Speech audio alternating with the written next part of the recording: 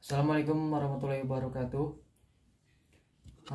Perkenalkan, nama saya Ahmad Deli Sadewo. Saya kali ini di dalam video ini saya akan menjelaskan tentang apa itu remote sensing. Remote sensing atau penginderaan jauh adalah sebuah ilmu dan seni memperoleh informasi suatu objek, daerah atau fenomena melalui analisis data yang diperoleh dengan alat bantu tertentu tanpa interaksi langsung dengan objek, daerah atau fenomena yang dikaji.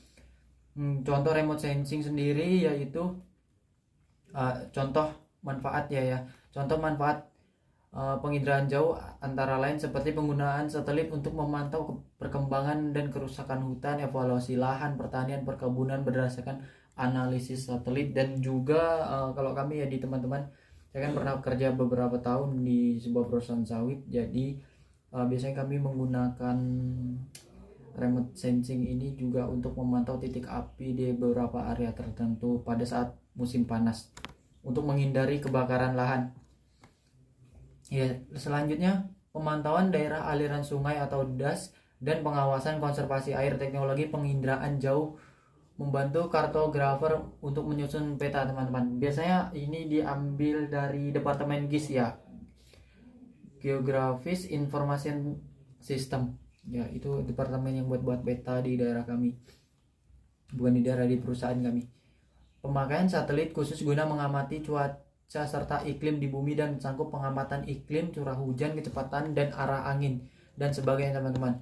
Selain itu, beberapa ahli dan pakar indareja juga memukakan pengertian lain dari penginderaan jauh, di antara lain yaitu satu, American Society of Photogrammetry. Penginderaan jauh adalah pengukuran atau pengelolaan informasi dari beberapa sifat objek atau fenomena dengan memakai alat perekam tanpa kontak fisik secara langsung dengan objek dan fenomena yang dikaji.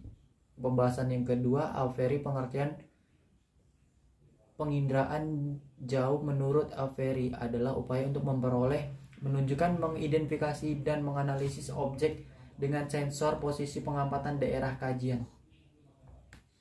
Yang ketiga, Campbell Indrareja adalah ilmu untuk memperoleh informasi mengenai permukaan bumi seperti lahan, penampakan alam, dan air berdasarkan citra yang diperoleh dari jarak jauh.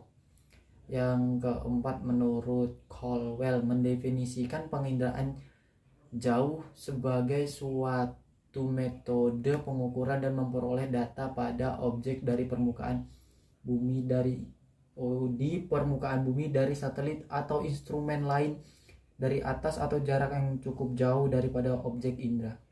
Tiga itu aja yang saya definisikan menurut beberapa pengamat. Yang keempat ini ya, bukan yang keempat. Selanjutnya saya akan membahas penginderaan jauh adalah suatu ilmu seni teknik memperoleh objek, area, gejala menggunakan alat tanpa interaksi langsung dengan objek ini gejala jauh.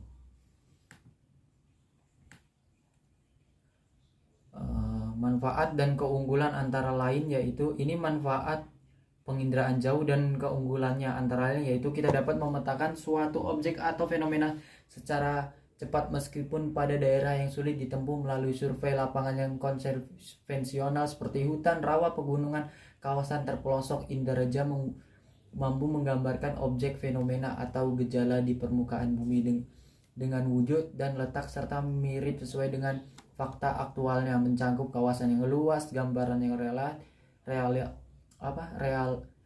relatif lengkap, dan sifat gambar yang permanen. Manfaat penginderaan jauh juga bisa memberikan gambar 3D.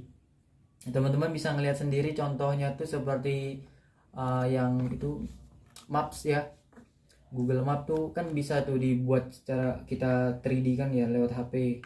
Kalau kita download aplikasi Google Earth, nah bisa itu. Itu juga contoh penginderaan dari jauh.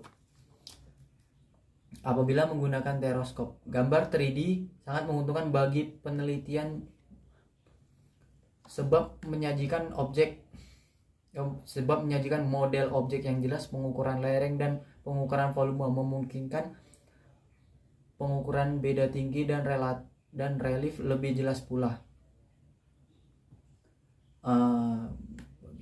Biasanya teman-teman nanti kalau kerja di perusahaan manapun yang mengelola tentang tentang hutan lahan juga biasanya nanti kita akan menggunakan itu juga, penginderaan jarak jauh. Nanti teman-teman bisa melihat cuaca ekstrim di daerah kita, atau memetakan kawasan berapa luas jumlah hektaran yang wilayah tempat kita kerja, dan